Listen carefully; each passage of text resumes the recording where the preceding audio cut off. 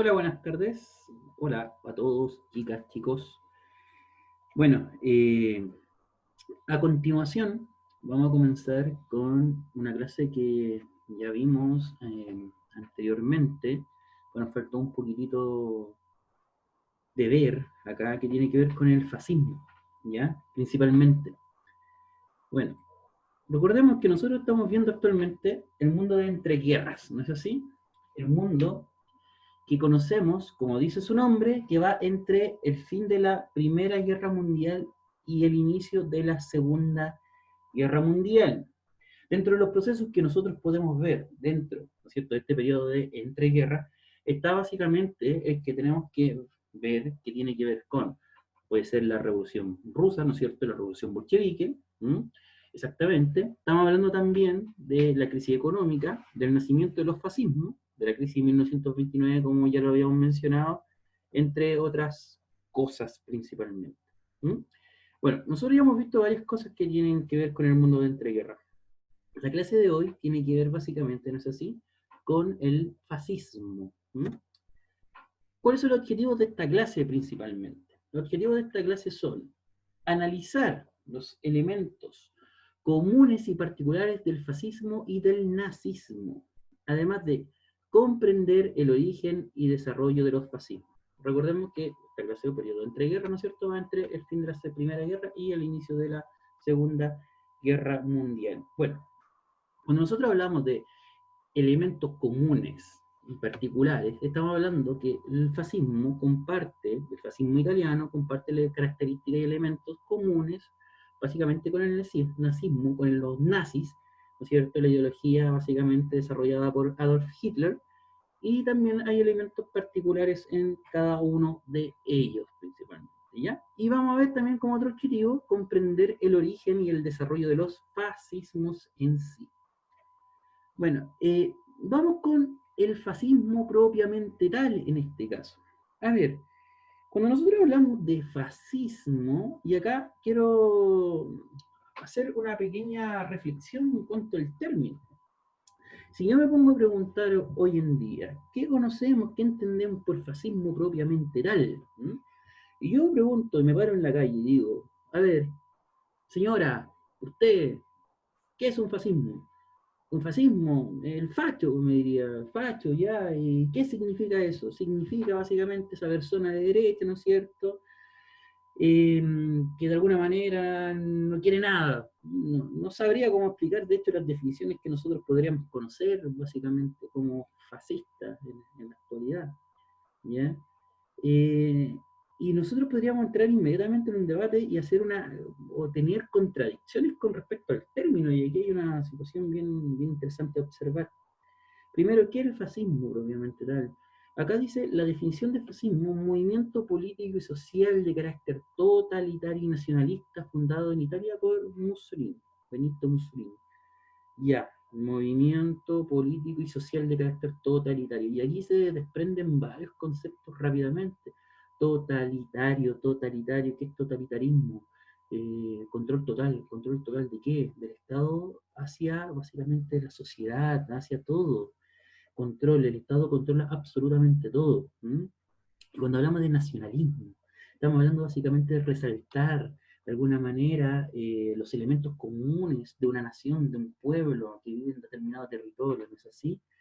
Y sobre todo en el ámbito italiano, si nosotros nos ponemos a observar rápidamente que este movimiento parte en Italia, obviamente, que estamos hablando de que los italianos tienen de alguna manera, ¿no es cierto?, o mejor dicho, los fascistas italianos tenían básicamente harto que sacar a colación, por ejemplo, resarcir, no resarcir, sino resaltar, esa es la palabra, resaltar, ¿no es cierto?, en este caso, lo que fue alguna vez el Imperio Romano, imagínate lo que estamos hablando.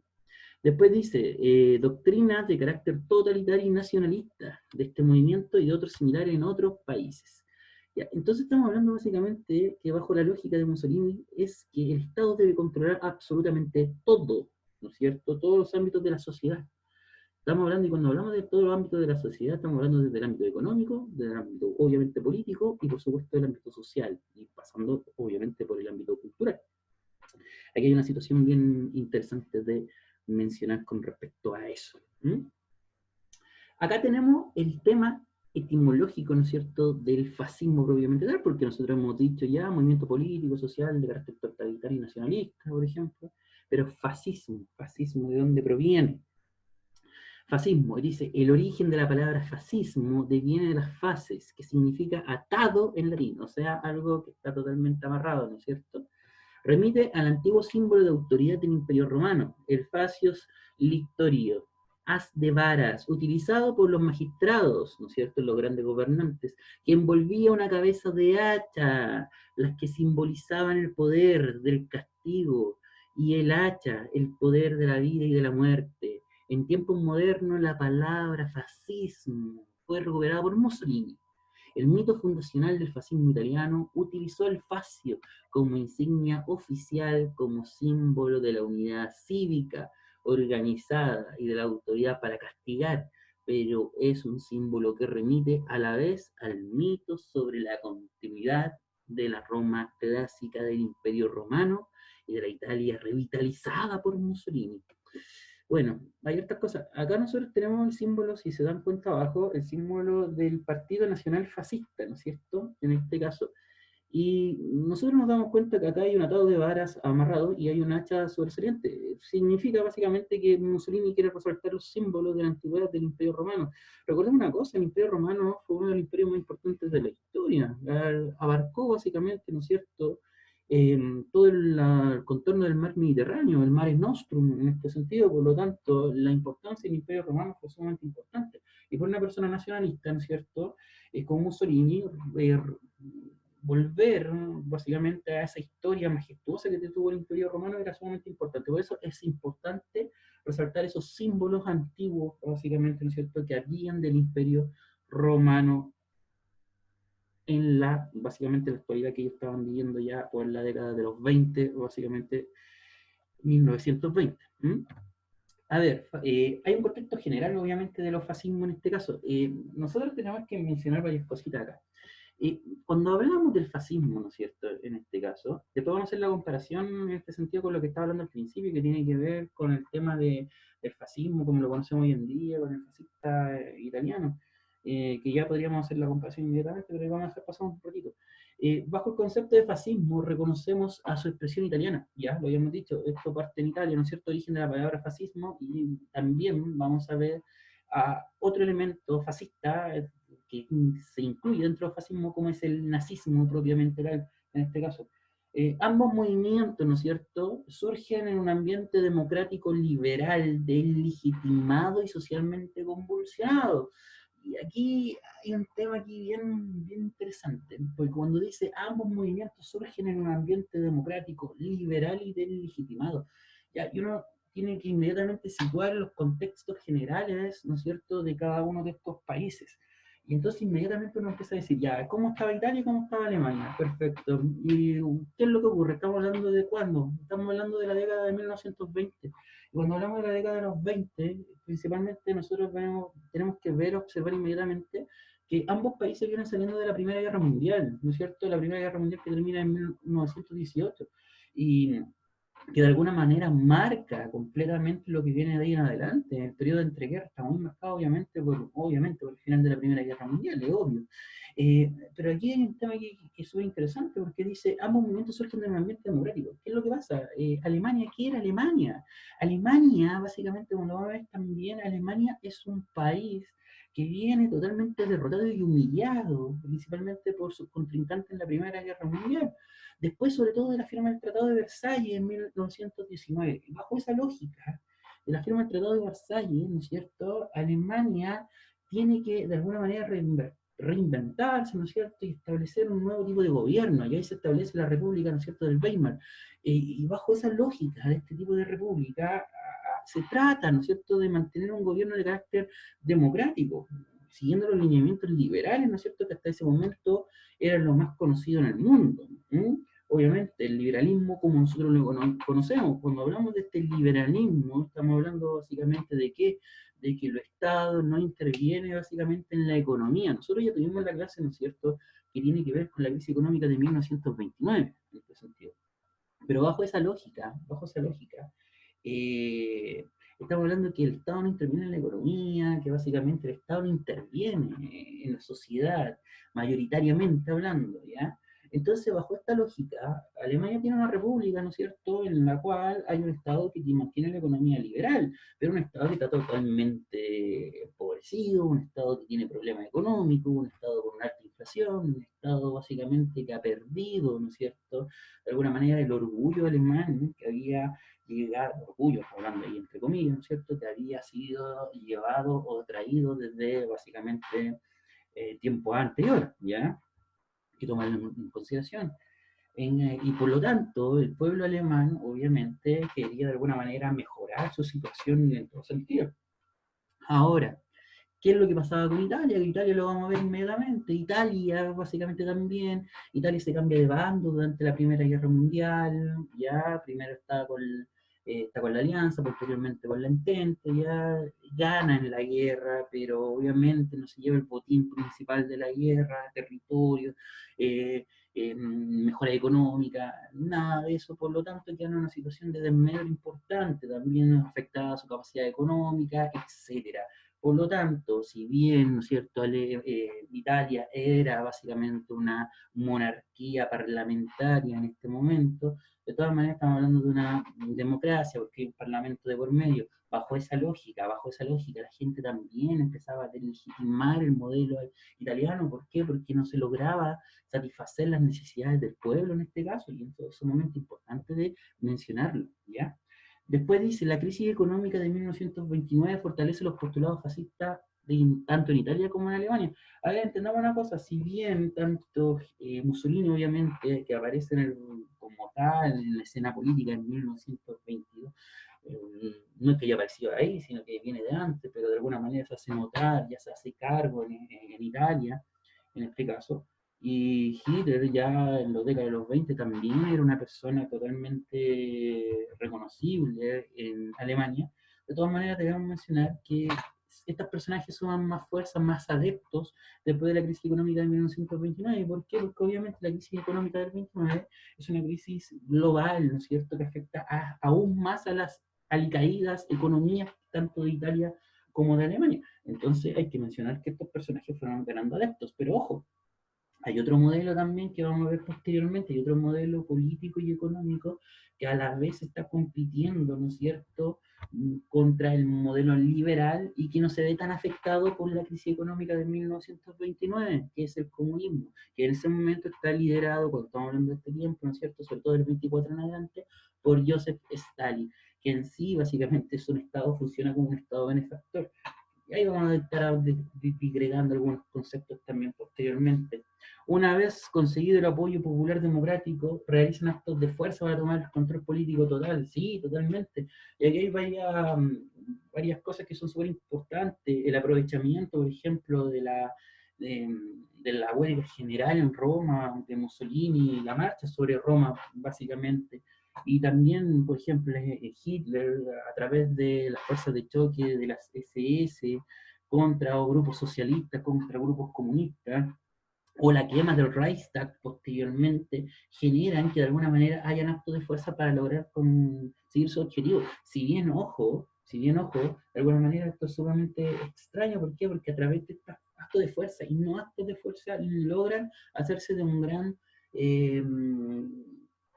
de un gran, ¿cómo se llama?, aprecio popular bajo esa lógica. Entonces hay que tomar en consideración varias cositas que son sumamente interesantes. Bueno, entonces, como elementos comunes del fascismo propiamente tal, podemos identificar las siguientes características, tanto, ¿no es cierto?, del fascismo italiano como del nazismo alemán. Y en la imagen ahí tenemos a Benito Mussolini, ¿no es cierto?, y Adolf Hitler en este caso, arriba de un automóvil descapotable. Bueno, acá hay un tema que es sumamente interesante, la existencia de un líder carismático. Los dos, no solamente ellos, sino era un tema de época, porque hay que mencionar una cosa. Si bien no tenemos obviamente aquí el comunismo stalinista, ¿ya?, que podríamos ponerlo, si nosotros englobáramos una clase de totalitarismos propiamente tal, tendríamos que además hablar del comunismo stalinista, ¿ya? ¿Por qué lo menciono? Porque Stalin también era una persona menos empática que estos dos señores, pero también tenía algo de carisma, ¿ya? Entonces por eso hay que mencionarlo. Ahora, el líder carismático probablemente tal que Hitler y Mussolini lo dominaban mucho. A ver, entendamos unas pequeñas cosas, por ejemplo. Mussolini, de alguna manera, era un comunicador, ¿no es cierto? Anteriormente, participó en la Primera Guerra Mundial, igual que Adolf Hitler, pero era un comunicador, tenía sus adeptos, él mencionaba, mandaba su mensaje, con la gestualización, básicamente, lograba conectarse con las masas, al igual que Hitler. Hay unas cosas que son bien interesantes acá. Hay un capítulo, yo lo había mencionado anteriormente, hay un capítulo de Los Simpsons, en donde Homero va a Italia y resulta que en un pueblo, ¿no es cierto?, empieza a hacer gestos como así, y así, y así, y un montón de cosas que son sumamente, a lo mejor, chistosas para nosotros actualmente, graciosas. Pero resulta que en ese momento convencían y era una cosa de como fuerza y nosotros vamos para adelante. Y se ganaban adeptos con todo eso y hay que tomar en consideración. Hitler también, un discurso pausado, ¿no es cierto? Y ensayaba delante de un espejo, la gestualidad, cómo llegar a las personas propiamente tal. Entonces hay varias cosas que son sumamente interesantes ahí, cómo van construyendo un personaje, porque nosotros podríamos ver perfectamente que hay un personaje detrás de la persona propiamente tal, pero bueno, esto nos daría para mucho tipo de análisis y que es sumamente interesante también de observar en este caso, ¿ya? Tomémoslo en consideración. Entonces, hay un líder carismático que mueve masas, pero impresionantemente. Si vos cosa de ver videos, ¿no es cierto?, de estos tipos, y vamos a ver que hay una cantidad de personas hablando, básicamente, ¿no es cierto? Una persona, no hablando, perdón, reunidas, ¿no es cierto?, escuchando su mensaje. Imaginémonos nosotros, no sé, acá hubo la marcha de 1 millón de personas, bueno, Hitler juntaba dos por discurso, 2 millones. Mussolini juntaba una cantidad de personas impresionante, pero además todo esto adornado básicamente, ¿no es cierto? Adornado de símbolos, de simbolismos que tienen que ver básicamente con un tema ideológico, y aquí hay un tema que es súper importante, porque si bien nosotros no hemos hablado de la ideología propiamente tal, los fascismos se mueven a través de la ideología. ¿Qué es la ideología? Esta idea básicamente que debe estar concebida en cada cabeza de cada persona. Básicamente los postulados fascistas deben llegar y ser controlados por el Estado y deben llegar a cada una de las personas. Pero esa ideología va acompañada básicamente de este líder carismático, de propaganda, una cantidad de propaganda pero impresionante. Hay que tomar en consideración básicamente que la propaganda es sumamente importante. Estamos hablando de nacionalismo, banderas italianas por todos lados. Estamos hablando básicamente, ¿no es cierto?, del símbolo del Partido Nacional Fascista, estamos hablando de símbolos de poder, estamos hablando en Alemania básicamente del uso de la esvástica, de la suástica, ¿no es cierto?, esa bandera, fondo rojo, imagínate, fondo rojo, círculo blanco, insignia negra, un tiro al blanco. O sea, que la gente sepa reconocer fácilmente lo que se quiere demostrar. Si bien no es consistente el mensaje de Hitler, de alguna manera un suma consistente en qué sentido, de que toma aspectos de varios lados y los reúne, hace una mezcla ahí media rara en la simbología, de todas maneras logra captar la atención de la gente y eso era lo importante. Imaginemos lo que estamos hablando acá. Otra cosa, como aspecto o elemento común, el uso de la violencia como expresión política del gobierno. Entonces, cuando nosotros hablamos del uso de la violencia como expresión política y de gobierno, en este caso, estamos hablando que para conseguir los objetivos de cada uno, ¿cierto?, de tanto del fascismo como del nazismo en este sentido, estamos hablando que ellos utilizaron movimientos, grupos de choque que fueran en contra, ¿no es cierto?, de lo que ellos no querían. ¿Mm? Y por ejemplo, en Italia tenemos a los Camisa Negra y en Alemania tenemos a las SS, a la Gestapo, básicamente, ¿no es cierto?, que es policía, represión contra la gente que no piensa como ellos, principalmente. Y ahí hay una cosa sumamente interesante. Por supuesto, estamos hablando de regímenes totalitarios, y como regímenes totalitarios propiamente tal, control absoluto, si yo tengo más gente que gobierne o que tome decisiones o que de alguna manera mueva masas, yo no tengo el control total. Por lo tanto, la ideología, ¿no es cierto?, de un régimen totalitario tiene que ver con el control estatal completo por solamente un partido político. Partido nazi, Partido Nacional Socialista, ¿no es cierto?, alemán, y el Partido Nacional Fascista Italiano, por ejemplo. Cosa que nosotros podríamos decir inmediatamente, el comunismo también lo tiene. Sí, pero estamos hablando de totalitarismo, no un fascismo, ¿ya? Y hay unas cosas que nosotros tenemos que poner en su lugar en este caso. Aplicación de políticas nacionalistas. Sí, somos los herederos del Imperio Romano. Sí, totalmente. Son italianos, ya, perfecto. Y Hitler, la raza aria, ya, siendo que la raza aria tiene un concepto, una conceptualización más indoeuropea, básicamente, ¿no es cierto? Provienen más del centro de ahí entre Asia y Europa, más que propiamente los blancos o azules que cree Hitler, pero independiente de eso, en este caso, estamos hablando de que, y Alemania, ¿qué tiene de pasado importante? Yo no podría decir, el Sacro Imperio Romano Germánico de Otón I, el primer Reich, el segundo Reich, posteriormente, ¿no es cierto?, ya de la década de 1870, o básicamente lo que quiere instaurar Hitler, ¿no es cierto?, el tercer Reich, tercer imperio, Reich, imperio, ¿no es cierto?, en este sentido, por lo tanto, también quiere levantar los alemanes lo mejor, nosotros somos superiores al resto de Europa, nosotros tenemos toda esta concepción, ¿no es cierto?, de pureza, etcétera, etcétera, etcétera, por lo tanto, bajo esa lógica nacionalista también aparece, ¿no es cierto?, el tema racista, el tema xenófobo, que tiene que ver básicamente con que todo lo que proviene de otro lado es totalmente malo. Ya el racismo por sobre todas las cosas, imagínense que si los mismos europeos no eran, bajo la misma lógica, estoy hablando de la lógica de Hitler, los mismos europeos a veces no eran personas, imagínense lo que estamos hablando para el resto del mundo, ¿ya? Entonces hay un tema aquí bien importante. Nunca se me ha olvidado, cuando da inicio a la Segunda Guerra Mundial, los franceses llevan a pelear a sus colonias básicamente para tratar de defender su territorio. Y son grabados muchas de estas colonias, ¿no es cierto?, que parten a Francia, de personas de las colonias francesas, que son básicamente africanos, comienzan a pelear y comienzan a desembarcar, llegan a Francia, y algunos alemanes empiezan a grabar videos. Y imagínate, vienen viajando no sé cuánto tiempo sin comer, y estos personajes, estas personas de africanos, básicamente, tienen hambre, ven una cabra, un chivo, lo matan, lo descuartizan y se lo empiezan a comer hasta crudo. Obvio, si tenía hambre, pero resulta que eso lo grabaron los alemanes.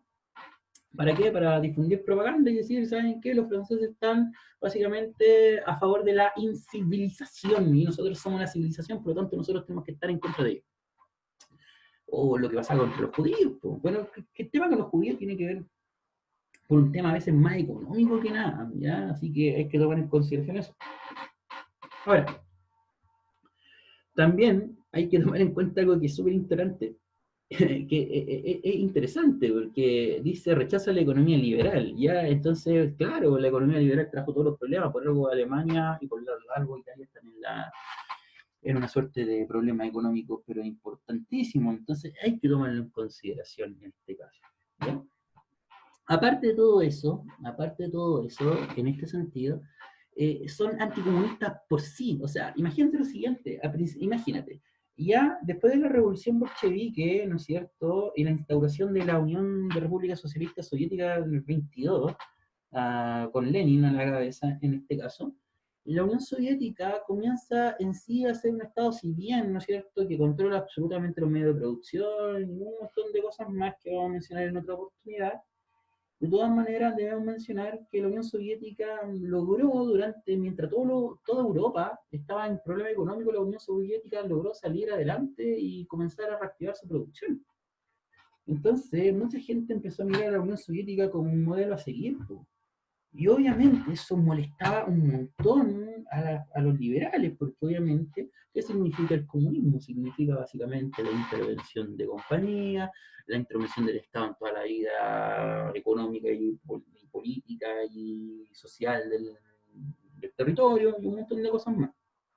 Por lo tanto, tanto el nazismo como el fascismo italiano, son anticomunistas de por sí, de por sí. Odian el comunismo y por eso los camisas negras se van a enfrentar a los socialistas comunistas, y por eso los nazis y las SS se van a enfrentar básicamente a los comunistas. Entonces como ganan adeptos, ¿no es cierto?, tanto en Italia como en Alemania, los comunistas, las SS los fascismos en general van a ir al choque contra ellos y van a hacer una alternativa al comunismo también en este caso. Pero de todas maneras, independiente, y aquí hay que hacer una salvedad, ¿no es cierto? Abajo dice control estatal de la actividad económica, de la actividad industrial. Y, pues eso en el comunismo, no, señores. ¿Por qué? Porque básicamente en el comunismo, en un sistema comunista como el soviético, en este caso, el Estado se hacía parte y control, ¿no es cierto?, completamente de la actividad industrial a través de la expropiación. En cambio, ¿no es cierto?, en un sistema fascista, en este caso, se respetaba a la propiedad privada. Ya, y ahí hay una gran diferencia, si bien se controlaba lo que a veces qué, cómo, para qué producir, de todas maneras, acá, en el fascismo, se respeta la propiedad privada en sí.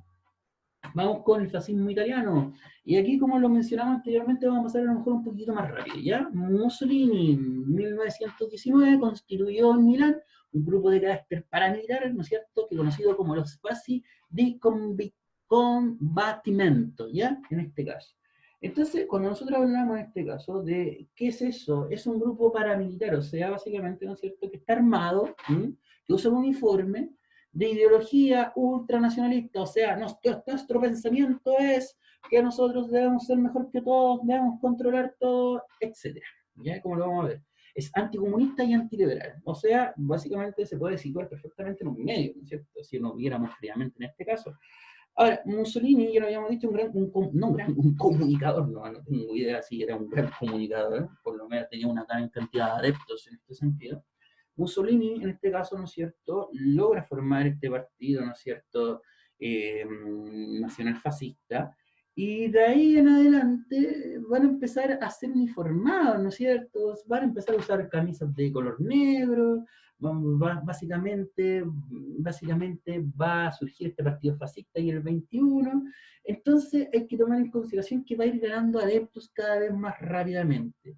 ¿Y cómo lo va a hacer? A través de la acción violenta, sobre todo los socialistas, los comunistas, anarquistas, como dice ahí, y sobre todo los demócratas italianos, y logró alzarse al poder, ¿no es cierto?, en 1922. ¿Cómo llega o logra llegar al poder básicamente? La llegada al poder del fascismo tuvo un lugar en medio de una Italia revuelta, crisis económica, si nosotros lo habíamos mencionado, crisis económica debido a la Primera Guerra Mundial propiamente tal. Hubo variados movimientos sociales y sindicales en todo este contexto de crisis económica. Uy, si la gente, muchas no tenía hambre, no habían trabajos completamente. Esta monarquía, ¿no es cierto?, italiana, monarquía parlamentaria que había en Italia, no daba abasto, no daba soluciones, no satisfacía a las personas. Bajo esa lógica, ¿no es así? Habían huelgas y hubo una huelga, la huelga general, ¿no es cierto?, el 31 de julio de 1922 en este caso. A ver, cuando nosotros quizá, cuando hablamos de esta huelga general, ¿no es cierto?, estamos hablando básicamente de que ya esta inestabilidad estaba propiciando la llegada de un contingente o de un grupo que pudiera cambiar las cosas. Italia no daba para más bajo la lógica de muchas personas, por lo tanto, Mussolini capta esta situación y genera el asalto definitivo en octubre, ¿no es cierto?, de 1922, con lo que se conoce como la Marcha sobre Roma. ¿Qué es lo que busca esta marcha sobre Roma? Como dice ahí, forzar la dimisión del gobierno constitucional e imponer a Mussolini como líder, ¿no es cierto?, de Italia. Ahora, Italia estaba gobernada en ese momento por Vittorio Emanuele III, Víctor Manuel III, ya en este caso. El presidente, ¿no es cierto?, el jefe de gobierno era Luigi Facta. A ver, bajo esa lógica, cuando hace o intenta, porque esto fue un intento de golpe de Estado por todos lados, ¿no es cierto? Obviamente, si yo me alzo en armas, voy y marcho sobre la capital del país e impongo mis términos, estoy tratando, obviamente, de generar un golpe de Estado. Bajo esa lógica, ¿no es cierto? Bajo esa lógica, se trata de imponer. Facta, ¿no es cierto?, pide a Víctor Manuel III que de alguna manera genere un estado de sitio y que reprima la actitud de Mussolini, pero ojo, y aquí hay un tema bien interesante. Víctor Manuel III dijo, no, vamos a dejar esto sin sanción, me voy a oponer a la medida. ¿Por qué? Porque obviamente quería evitar una guerra civil, un derramamiento de sangre importante en Italia, debido a lo que había pasado, por ejemplo, con los zares en la Rusia, ¿no es cierto?, anteriormente en 1917, o por vámonos más atrás lo que había pasado con la monarquía francesa, básicamente con Luis XVI, derramamiento de sangre, una revolución, muere un monarca. Entonces a lo mejor quería guardar su propio, salvar su propio pellejo, a lo mejor tiene toda la razón, pero bueno.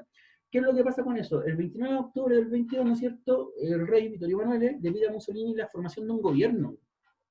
Dice, ya, usted gobierne, señora, a ver, vamos a ver qué es lo que hace aquí en adelante. Entonces Mussolini comienza a gobernar y, ojo, y gobernó durante mucho, mucho tiempo, ya democráticamente, si bien no con todo lo que nosotros podemos hablar actualmente de la democracia, sí había una participación de más sectores políticos, ¿ya?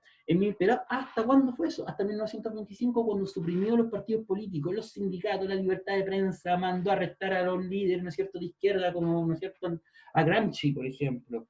Centenares de miles de italianos hubieron de exiliarse, nacía el Estado totalitario controlado, ¿no es cierto?, con un líder fuerte e indiscutible. Y comenzó a gobernar básicamente Mussolini. Mussolini comenzó a gobernar del 25 en adelante. De alguna manera sirve como ejemplo, ¿no es cierto?, para otros líderes eh, europeos en ese momento, ¿ya? Y hay que tomarlo en consideración. A ver, en lo económico, obviamente, a través del corporativismo, a generar corporaciones, Italia va a lograr salir adelante de alguna manera, se va a reactivar su industria, se va a reactivar su economía y por lo tanto va a tener buenos resultados. Ahora, en cuanto a la ideología en sí, miren, y esto es una cita bien interesante, dice así Benito Mussolini: siendo antiindividualista, la concepción fascista se pronuncia por el Estado y se pronuncia por el individuo en cuanto éste coincide con el Estado, que es la conciencia y voluntad del hombre en su existencia histórica. El liberalismo negaba al Estado en interés del individuo particular. El fascismo reconfirma al Estado como verdadera realidad del individuo. Se pronuncia por la única realidad que puede ser una cosa seria, a saber, la libertad del Estado y del individuo en el Estado. Ello en razón de que para el fascista todo reside en el Estado y nada que sea humano, espiritual, existe fuera del Estado. O sea, todo debe estar controlado 100% por el Estado. Entonces hay un control total de la situación. El nazismo de la República del Weimar, ¿no es cierto? O del Weimar al nazismo. Ya, a ver, varias cositas aquí primero. Alemania, ahí tenemos una imagen de Hitler con abrigo, normal, no militar, durante la República del Weimar, ¿ya? Estamos hablando de una Alemania azotada por el fin de la Primera Guerra Mundial, con una inflación impresionante, ¿ya?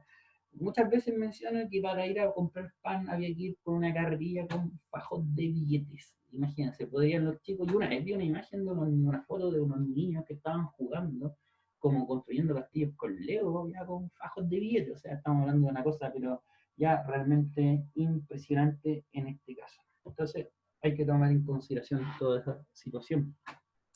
Ahora, ¿qué es lo que pasa? Después de la Primera Guerra Mundial, en este sentido, Alemania fue la culpada, ¿no es cierto? Fue culpada de alguna manera de haber iniciado la Primera Guerra.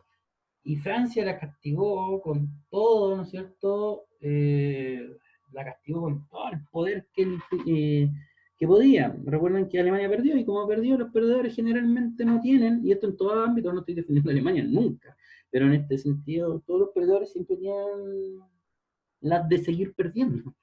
Entonces se le impone el Tratado de Versalles. En el Tratado de Versalles, ¿qué es lo que se hace en el Tratado de Versalles? El 10% de la población que hablaba alemán quedó fuera de Alemania, por ejemplo. Además de eso tenemos que hablar varias cosas que son súper importantes. Por ejemplo, se vio reducido su ejército a 100.000 hombres, se perdió una gran cantidad de territorio, se divide Alemania para dar una salida a Polonia al mar, ¿no es cierto?, por el estrecho de Dessau. Se le entregan básicamente la cuenca del Ruhr, básicamente, ¿no es cierto?, a Francia. Y hay un montón de cosas que aquí son importantes, Alsacia, Lorena, etc.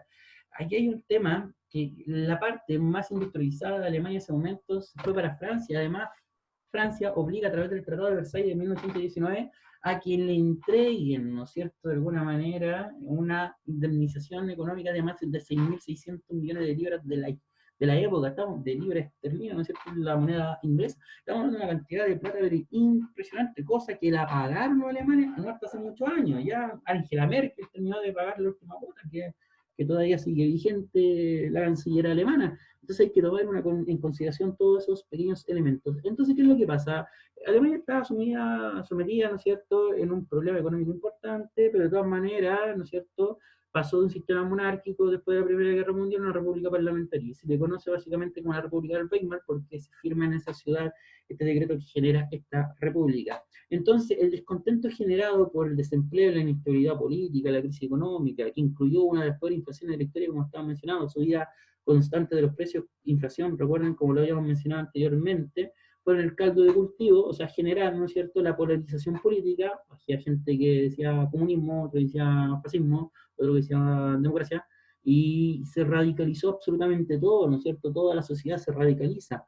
Entonces, todo esto va a generar un escenario propicio para que se alcen figuras como la de Adolf Hitler en este caso. Y entonces el Partido Nacional Socialista, ¿no es cierto?, fue fundado en 1919 en esta República del Weimar que estaba mencionando. Y aquí hay una pequeña cronología que es bien interesante de mencionar en este sentido. En 1923 los nazis dieron un golpe de Estado conocido como el Putsch, ¿no es cierto?, de Múnich, que tuvo como resultado la ilegalización, ¿ya?, del partido. O sea que el partido nazi acá dejó de ser legal por el golpe de Estado aceptado por Adolf Hitler en ese momento. Hitler, ¿dónde fue? Cayó en la cárcel. Y como cayó en la cárcel, la hija, ahí hay que tomar en consideración esto, como cayó en la cárcel, Hitler tiene el tiempo suficiente para escribir un libro que se conoce como Mein Kampf, Mi Lucha. Y en ese libro, Mi Lucha, Hitler comienza a postular todas las ideas que tiene sobre la política y sobre el nacionalismo y sobre el nacionalsocialismo o el nazismo en Alemania, que es sumamente importante, que va a derivar en el inicio de la Segunda Guerra Mundial en este caso. Y entonces, ¿qué es lo que ocurre? Hitler tiene amigos bien importantes. ¿Por qué? Porque imaginemos a Hitler. ¿Qué era Hitler? Pintó, trató de ir a la escuela de arte, ¿no es cierto? Participó en la Primera Guerra Mundial, de familia austriaca, ¿no es cierto? Que hablan todo alemán, por si acaso, que es algo sumamente importante para él.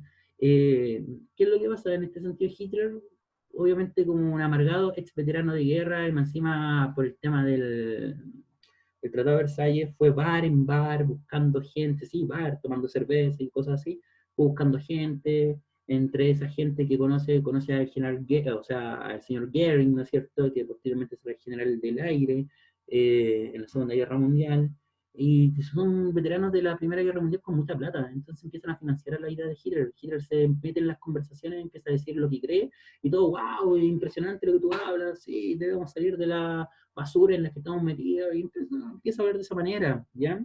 Entonces se le paga la fianza a Hitler después que cae preso, y vuelve este partido de la legalidad, ¿no es cierto? Y cuando ya empiezan a volver a la legalidad, después de esto, los nazis comenzaron a participar en muchos procesos electorales, llegaron a ocupar escaños importantes en el Reichstag, que es el Congreso, ¿no es cierto?, en el Parlamento alemán. Entonces hay que tomar en consideración todo eso, participaron democráticamente, entre comillas, ¿no es cierto?, porque siguieron todos los conductos legales, hasta que Hitler en 1933 fue, ¿no es cierto?, alzado como jefe de gobierno o canciller. ¿Qué es lo que pasa? Después, ahí hay varias cosas que son sumamente importantes de mencionar. Resulta que, recuerden, los comunistas también habían ganado muchos adeptos en Alemania, y por lo tanto los comunistas se habían alzado como una de las principales fuerzas políticas en Alemania, habían ganado muchos puestos en el Parlamento, etc. ¿Y quién gobernaba Alemania en ese momento? El señor, ¿no es cierto?, que es Paul von Hindenburg, ¿ya? Paul von Hindenburg. Hindenburg, en este caso, era una persona mayor, ¿no es cierto?, relativamente influenciable, ¿eh? De derecha, sí, liberal totalmente, y que obviamente odiaba básicamente también a los comunistas, pero no tenía esa fuerza que tenía, por ejemplo, Adolf Hitler, y Hitler hizo varias manifestaciones de poder. sobre todo concentraciones políticas, donde se mostró que tenía una gran fuerza y de aglomeración política. Bajo esos elementos aquí hay algo que es súper interesante de mencionar. Hitler concentró a tanta gente que dijeron, wow, son muchos, entonces dejémoslo. Y de esa manera, después de un problema, ¿no es cierto?, que hubo con la quema del Reichstag, del Parlamento alemán, ¿no es cierto?, básicamente, en este caso, Hitler se asume, ¿no es cierto?, en el cargo ya eh, como canciller, en este sentido, y después muere Hindenburg y ya Hitler unifica el cargo de presidente con el de canciller y queda al cargo básicamente, ¿no es cierto?, de toda Alemania. Entonces, hay que tomar en consideración eso. Dentro del partido nazi existían facciones, las SS, que eran más disciplinadas y fieles a Hitler, las SA, que aspiraban a absorber al ejército alemán, y el Strasserismo, la rama más socialista del nacionalsocialismo, pero de todas maneras, acá había fuerzas de choque importantes. Dato freak, acá el personaje que le hacía los trajes a la CSS y a todos los alemanes, ¿no es cierto?, que estaban ahí detrás de Hitler, se llamaba Hugo Boss, en este sentido. El tercer imperio, el tercer Reich, en este caso, logro económico, control estatal de la economía, no completamente, ¿no es cierto?, porque obviamente se permite la propiedad privada. Datos, nuevamente, si bien pasó en la vida real, vamos a hablar de una película, La lista de Schindler, en este caso. Schindler todavía, siendo que estaba en la Alemania nazi, tenía cargos de su propia empresa. Por eso nos damos cuenta inmediatamente, en este sentido, que no todo pasaba a las manos de los nazis en este sentido. Por ejemplo, también creación de programas de empleo, la Autobahn es una carretera que no tiene límites de velocidad. Los alemanes tienen los Porsche, los BMW, ¿no es cierto? Tienen los Mercedes-Benz, autos completamente de alta gama que andan muy rápido. Y eso es porque también tienen carreteras de ese tipo. La Autobahn es una carretera que no tiene límite de velocidad, desarrollada básicamente durante el gobierno dictadura de Hitler. Pero ¿cuál es la importancia de eso? Empleó una cantidad enorme de personas, le dio trabajo, le dio trabajo, le dio trabajo. Hitler dijo, debemos tener el auto para el pueblo, y se desarrolló el Volkswagen tipo 1, ¿no es cierto?, que es un Porsche. Hay un dato freak aquí que es importante, si bien el Porsche, este Volkswagen, el escarabajo, que es un Porsche en sí, ¿no es cierto?, comenzó el prototipo a desarrollarse con los nazis. Ahí tenemos, ¿no es cierto?, a Hitler mirando un auto a escala, un escarabajo a escala. Debemos mencionar que hay cosas que se empezaron a producir, posteriormente a la guerra, los escarabajos. Pero esto estaba pensado de otra manera, y esto es lo interesante. Esto es súper dato freak, tiene un poco de sentido, pero es genial. El auto, el Volkswagen, tiene el motor atrás, como todos los Porsche. Adelante tiene la cajuela, ¿no es cierto?, el maletero. Tiene ventanas chicas, tiene esa forma como de tanque, ¿no?, de tanqueta. Y Hitler lo había pensado un Porsche como una tanqueta urbana, que la parte de adelante se le podría poner una metralleta fácil y andar en las ciudades. Entonces estaba todo pensado para la guerra, porque era una sociedad completamente militarizada, como dice acá en el otro lado, militarización de la población, todo usando uniforme, todo básicamente siguiendo un lineamiento. Hay un adoctrinamiento de la población, la ideología nazi propiamente tal, uso de la propaganda. Miren ahí un niño, ¿no es cierto?, viendo la luz con Hitler, la niña ahí, pero feliz, feliz con los símbolos nazis. Hay varias cosas aquí que mencionar, por ejemplo, la ideología nazi en sí. Primero, la ideología nazi la vamos a revisar posteriormente cuando estemos viendo la Segunda Guerra Mundial, pero de todas maneras hay que mencionar algunas cosas. Hitler pensaba en la Lebensbraun. ¿Qué es la Lebensbraun? Básicamente, en este caso, que todos los alemanes que hablan alemán, suena como chistoso, pero así es, deben estar reunidos en un solo país, en un solo territorio. Por lo tanto, debía unir a todos los territorios que hablaran alemán. Y el Tratado de Versalles sacó a Alemania de Alemania y dividió a Alemania. Entonces había que juntar a toda esa gente. Tiene un tema ahí con los judíos que es súper importante. Hitler odia a los judíos no solamente por un tema racial. Nosotros debemos remontarnos a lo siguiente. ¿Quiénes son los dueños de empresas durante ese periodo? Los dueños de las fábricas, los dueños de los negocios, los judíos. Y hay crisis económica, ¿no? Sí. Y como hay crisis económica y no se está llevando bien la crisis, los judíos son los culpables, entonces hay que sacar a todos los judíos. En su libro Mein Kampf, Hitler dice, ¿saben qué? A los judíos los vamos a mandar a la isla de Madagascar, en África, los vamos a juntar a todos y los vamos a mandar para allá, como una Israel, básicamente, ¿no es cierto? Como una pequeña Israel, llevando a toda esa isla de África. Después, cuando se le complica la guerra, comienza la solución final, ¿no es cierto?, que es el genocidio judío principalmente. Hay varias cosas que nosotros vamos a seguir mencionando de Hitler posteriormente, en este caso, cuando estemos hablando de la Segunda Guerra Mundial. Así que, básicamente, ¿no es cierto, chicos? Vamos a dejarlo hasta acá para enlazar, ¿no es cierto?, la Segunda Guerra Mundial. Es todo por ahora.